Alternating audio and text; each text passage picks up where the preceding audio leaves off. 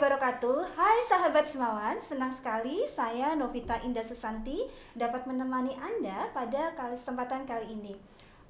Baiklah, sebelum kita mulai bincang-bincangnya pada hari ini, saya ingatkan jangan lupa ya subscribe channel podcast Semawan dan dukung terus channel ini agar bisa menampilkan obrolan-obrolan yang menarik dan tentunya menginspirasi bagi Anda semua.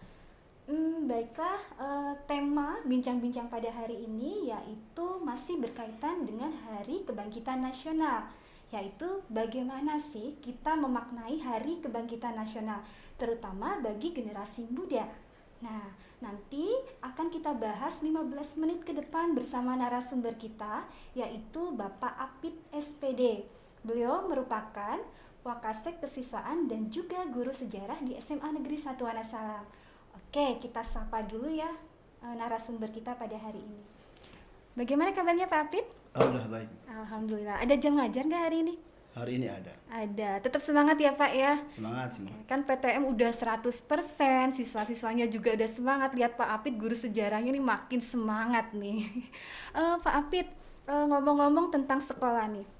Zaman kita sekolah ya, kita sama ya kayak era sekolahnya tahun 90-an ya? 90-an. Setiap tanggal 20 Mei itu kan selalu diperingati sebagai Hari Kebangkitan Nasional. Betul. Bapak Ibu guru selalu mengingatkan anak-anak, nanti tanggal 20 Mei kita peringati ya, kita upacara ya Hari Kebangkitan Nasional. Dan kita sudah tahu biasanya kenapa sih tanggal 20 Mei itu diperingati sebagai Hari Kebangkitan Nasional. Nah Pak, tadi pagi nih ya, atau beberapa hari yang lalu, saya tanya ke anak-anak, anak-anak sekarang tanggal berapa? 19, besok tanggal berapa? 20. Itu masih ada yang nggak tahu, besok diperingati hari apa sih gitu. Ada yang tahu, tapi masih malu-malu nih ya untuk mengatakannya gitu. Kayaknya kita harus ini deh Pak, mengingatkan kembali. Apa sih yang menyebabkan tanggal 20 Mei itu diperingati sebagai Hari Kebangkitan Nasional gitu. Apa Iya, kira-kira? baiklah Bu Indah. Jadi memang ketika zamannya kita sekolah dengan sekarang ini kan setelah reformasi terutama ya, Iya. peringatan-peringatan sejarah itu tidak sehebat atau semeriah dulu ketika hari besar nasional itu jatuh pada tanggal tersebut. Peringatannya kita lakukan dengan lomba, kemudian dengan upacara, tetapi sejauh ini sekarang itu sepertinya sudah mulai memudar. Iya. Terutama bagi generasi muda ya, maka peran sekolah kan penting. Bagaimana memberi penyadaran pada mereka bahwa sejarah ini penting untuk memberikan identitas. Ya, betul. Bahwa ada keterkaitan antara masa kini, masa mereka dengan masa lalu, masa di mana perjuangan itu ada, kemudian untuk membentuk jati diri mereka di masa yang akan datang. Dan kalau kita lihat di tanggal 20 itu kan selalu diperingati sebagai Hari Kebangkitan Nasional, di mana pada hari itu tanggal 20 Mei 1908 kan berdiri sebuah organisasi namanya Budi Utomo. Ya, Budi Utomo. Dan itu jadikan ya. sebuah momentum bahwa sejak saat itu itulah kebangkitan nasional di Indonesia. Kalau kita lihat kan itu seperempat abad di abad 20 Ya. di mana di Nusantara rakyat memiliki kesadaran nasional bahwa dia adalah sebagai orang Indonesia. Ketika pada saat itu mereka kan dijajah. Dan kalau kita lihat peristiwanya, itu ada dua momentum besar di kebangkitan nasional itu. Yang pertama adalah Budi Utomo, yang kedua adalah di Sumpah Pemuda atau Kongres Pemuda II. Begitu Bu Indah. Itu dua peristiwa yang menjadi momentum kebangkitan nasional. Dan kalau kita lihat bahwa dua peristiwa itu kan kemudian memunculkan sentimen nasionalisme di kalangan pribumi bangsa Indonesia ketika mereka berada pada situasi dijajah oleh bangsa asing. Dan ini kemudian menjadi satu motivasi gitu bahwa rakyat itu harus berjuang melepaskan diri dari penjajahan dengan rasa nasionalisme itu. Kemudian yang kedua, yang paling penting ini, itu memberi penyadaran bahwa cara pandang yang kedaerahan itu sudah tidak lagi bisa mengakomodir semangat perjuangan. Karena kedaerahan itu sifatnya parsial. Dan pasti ketika gerakan terjadi akan sangat sekali gampang ditumpas. Nah, itu kemudian berubah menjadi cara pandang yang lebih luas. Yaitu cara pandang sebagai sebuah negara dengan melintasi berbagai perbedaan suku, bangsa, ras atau agama. Kemudian yang paling penting lagi bahwa harus diingat kebangkitan nasional itu diinisiasi ya atau dipelopori oleh satu golongan baru gitu dalam lapisan masyarakat Indonesia yang terjajah, itu golongan terdidik yang memang ini disebut dengan elit golongan elit nih, golongan terdidik yang mana mereka banyak bersinggungan secara langsung dengan masyarakat intelektual Belanda ataupun dunia, karena mereka ada yang sekolah di Eropa, di Belanda, bahkan di Indonesia. Ketika persinggungan mereka dengan dunia luar, maka mereka mendapatkan pengaruh secara global dari munculnya paham-paham baru, terutama paham nasionalisme, liberalisme, sosialisme, komunisme dan sebagainya, dan itu membentuk jati diri baru bagi orang-orang yang disebut kaum elit terdidik tersebut. Berarti itu faktor eksternal ya Pak ya? Iya, itu menjadi ciri khas perjuangan pada saat itu ketika bingkainya sudah bingkai nasionalisme itu. Kemudian ada lagi tuh bahwa perjuangan itu sifatnya berkesinambungan, tidak berhenti, karena cara pandang mereka yang berjuang, baik pemimpin maupun pengikutnya, itu sudah berpandangan ke depan. Itu berpandangan jauh ke depan bahwa tujuan kita itu merdeka, maka sebelum dicapai kemerdekaan maka perjuangan tidak pernah berhenti. Iya, betul sekali. Nah, itu ciri-ciri bahwa perjuangan itu dibingkai oleh nasionalisme. Itu Bu Indah. Wah, menarik sekali, jelas sekali. Jadi bisa dikatakan dari penjelasan Pak Apit bahwa Budi Utomo, organisasi pergerakan modern pada saat itu menjadi tonggak awal bangkitnya rasa persatuan, kesatuan, dan nasionalisme untuk bangsa Indonesia melawan bisa atau melepaskan diri dari penjajahan bangsa asing, gitu ya Pak ya? Betul. Karena memang di situ kan yang dilakukan oleh para tokoh itu kan bagaimana persatuan, kesatuan itu mengikat perbedaan. Yang mana nanti perbedaan itu diikat karena mereka punya satu tujuan. Satu tujuan yaitu merdeka. Itu Bu Indah, dan mereka ini memiliki nasib yang sama. Ya. Tentunya kalau memiliki nasib yang sama, maka jalan yang terbaiknya adalah menciptakan kekuatan yang besar, mengimbangi kekuatan yang ada pada saat itu. Berarti sejak saat itu perjuangan secara fisik itu bisa dikatakan digantikan dengan diplomasi dan pemikiran ya? Betul. Perjuangan fisik mungkin masih berlanjut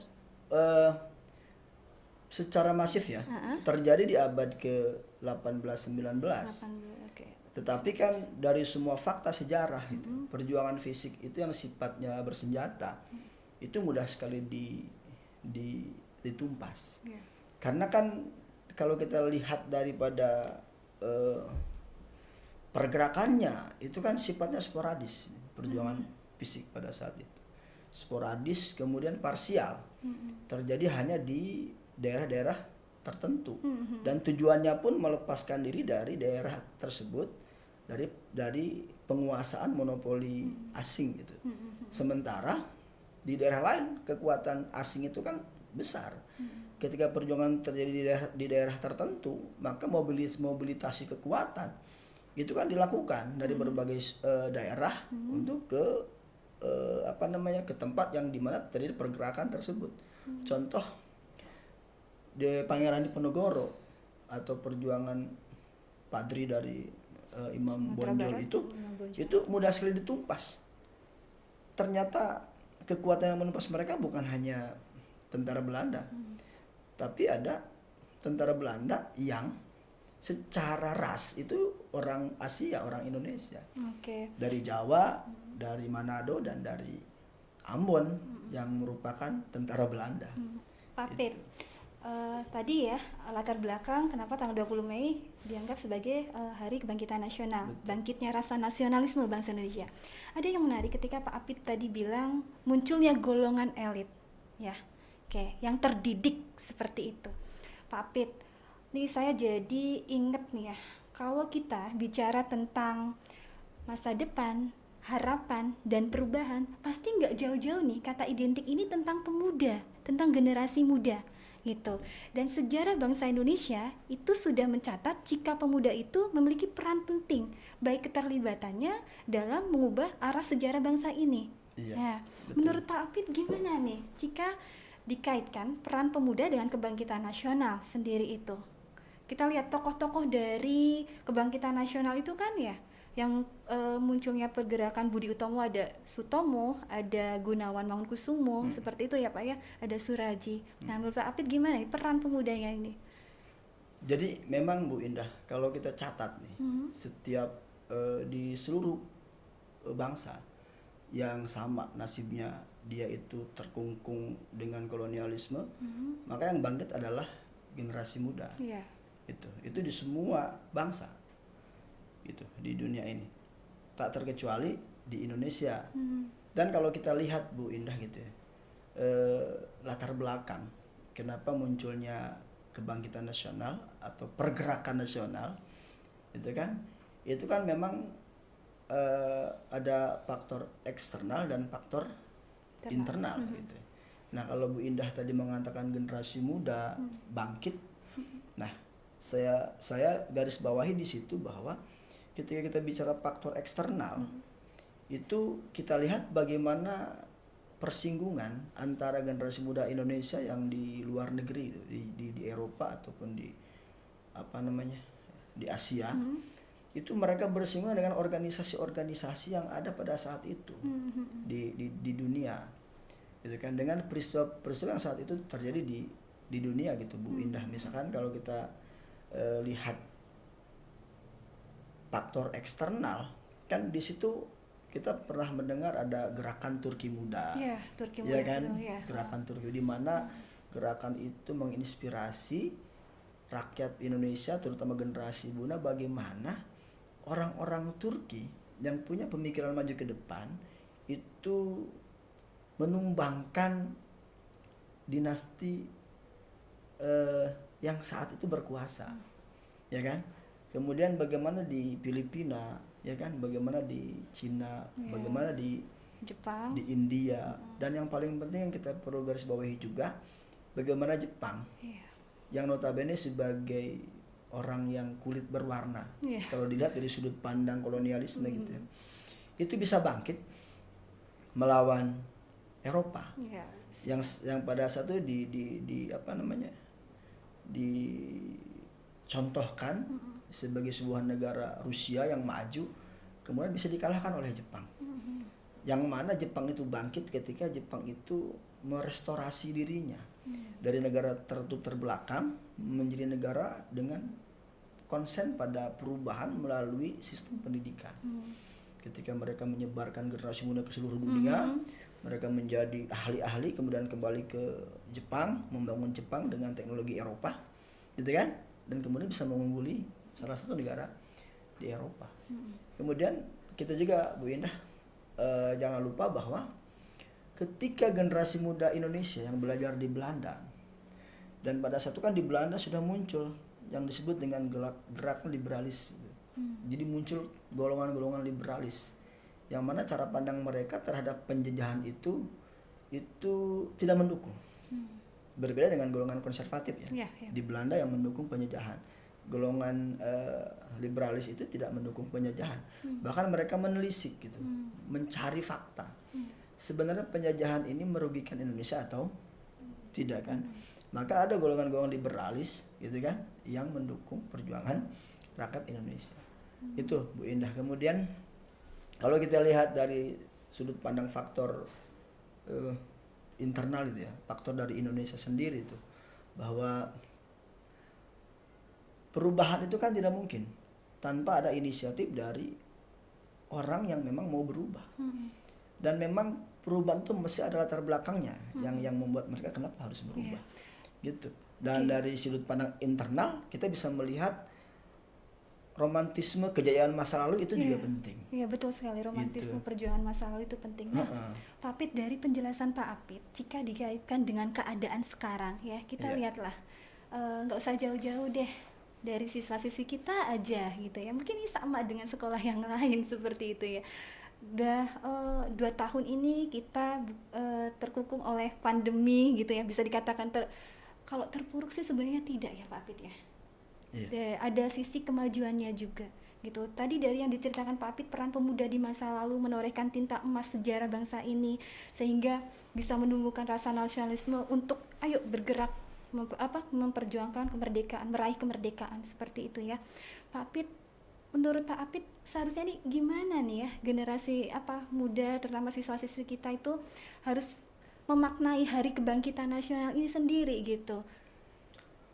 Apalagi dengan pandemi, kalau dibilang tadi saya dibilang kemajuan ya, mungkin mereka di satu sisi bisa tahu aplikasi-aplikasi pendidikan seperti Google Classroom, Google Form, jadi tahu, tapi kayaknya ada rasa yang kurang seperti itu.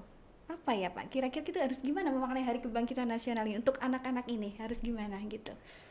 Kembali kepada persoalan tadi Bu Indah, bahwa peran sekolah terutama guru itu kan penting. Ketika siswa punya tujuan, ya kan, punya tujuan, maka dirinya akan maka yang bersangkutan akan menata diri sedini mungkin gitu, bahwa dia akan membawa dirinya itu ke arah mana, ya kan. Tetapi peran guru penting gitu ya. Betul. Dianya sebagai individu dan guru sebagai pembimbing, ya kan, atau pengampu, atau yang mendorong, atau yang mengarahkan, itu juga penting. Tetapi tidak lebih penting juga bahwa kita harus menumbuhkan karakter siswa kita gitu Bu Indah. Apakah kita itu bisa memberikan arah pada mereka bahwa mereka ini sebenarnya harus punya tujuan untuk apa mereka sekolah. Itu kan Bu Indah gitu. Ada ini saya jadi teringat nih ya. Tadi Pak Apit bilang peran guru ini punya peran penting nih untuk dikatakan bisa nih anak-anak nih harus jalannya gimana gitu, seperti itu ya Pak ya. Tentunya tadi ya yang kegiatan positif gitu ya. Saya jadi ingat narasumber kita ini ya, sahabat Semawan. Beliau ini juga seorang sejarawan ya yang telah menulis sejarah lokal daerah di Banten Selatan, yaitu tentang Romusa sejarah yang terlupakan. Nih, ini luar biasa sekali. SMA Negeri 1 Wonosalam punya seorang guru sejarah yang sejarawan banget seperti itu ya. Dan ini bisa meneladani sebagai contoh teladan bagi siswa-siswi di SMA Negeri 1 Wonosalam.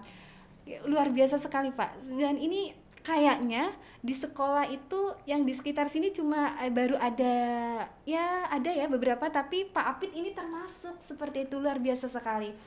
Pak Apit tahu nggak buku sejarah yang Pak Apit tulis ini, Romusa Sejarah yang Terlupakan, ketika saya memberikan materi tentang pada masa penjajahan Jepang ini paling dicari. Nah itu Pak Apit nih, perpus itu kan cuma punya sedikit nih, mumpung kita bincang-bincang ini nih ya gitu. Ada momennya nih, nanti kayaknya harus ditambah nih Pak unit untuk buku Romusa Sejarah yang Terlupakan. Penting banget biar anak-anak kita nih Pak ya, kan tadi itu generasi muda, peran pemuda, biar tahu paling tidak sejarah daerahnya sendiri, bukan seperti itu Pak Apit ya? Betul. Betul. Gitu. Kan kadang sudut pandang kita kan kalau berbicara sejarah nih sebenarnya pentingnya itu adalah bagaimana sejarah dibangkitkan dari lokal. Lokalitas itu bagaimana lokalitas memperkaya nasional. Sebenarnya kan sudut pandang kita ke belakang itu sejarah nasional itu menjadi acuan penting, acuan utama. tapi kemudian melupakan sejarah lokal. Maka penulisan sejarah lokal itu mungkin kayak tidak kaya variasinya, tidak kaya pembahasannya gitu kan. Oke. Nah, kalau misalkan ada keterlibatan guru-guru sejarah atau komunitas-komunitas sejarah amatir misalkan, mereka bisa berkumpul kan, mendiskusikan tentang bagaimana tuh mengangkat sejarah lokal sebagai satu tujuan penelitian untuk memperkaya hasanah sejarah nasional, itu alangkah baiknya gitu Bu Ina. Tapi kan untuk ke arah sana rasanya belum. Tapi kalau kita membaca di Amerika misalkan, itu muncul kan komunitas-komunitas sejarah amatir yang mengangkat sejarah lokal sebagai hasanah kekayaan sejarah nasional. Sahabat Semawan, ada yang terlupakan di sini sekalian nih promosi nih ya. Tahun ajaran baru bentar lagi. Ayo dong ajak saudara-saudara kamu, saudara-saudara kalian gitu ya untuk masuk ke SMA Negeri 1 Wonosalam. Nah, berkaitan dengan sejarah nih, mumpung ada sejarawannya di sini dan juga ada ekskul History Club. Ada nggak sih Pak selain kita yang punya ekskul tentang history gitu, tentang sejarah? Mungkin ada Mungkin ya. ada ya. Ada ya. Tapi terima kasih banget nih Pak Apit, Wakasek Kesiswaan sudah banyak mendukung program-program History Club seperti itu ya. Ternyata waktu sebentar udah mau habis nih Pak ya. Di akhir-akhir menit-menit terakhir nih. Udah diskusinya menarik banget menarik gini ya.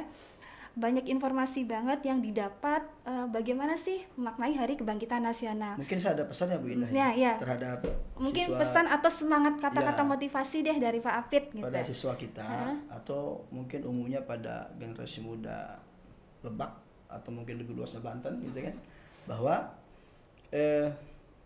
ketika kita berbicara peran pemuda hari ini, kita jangan melupakan bahwa rasa kebangsaan, cinta tanah air itu harus tetap ditumbuhkan pada jiwa anak. Walaupun kita berada pada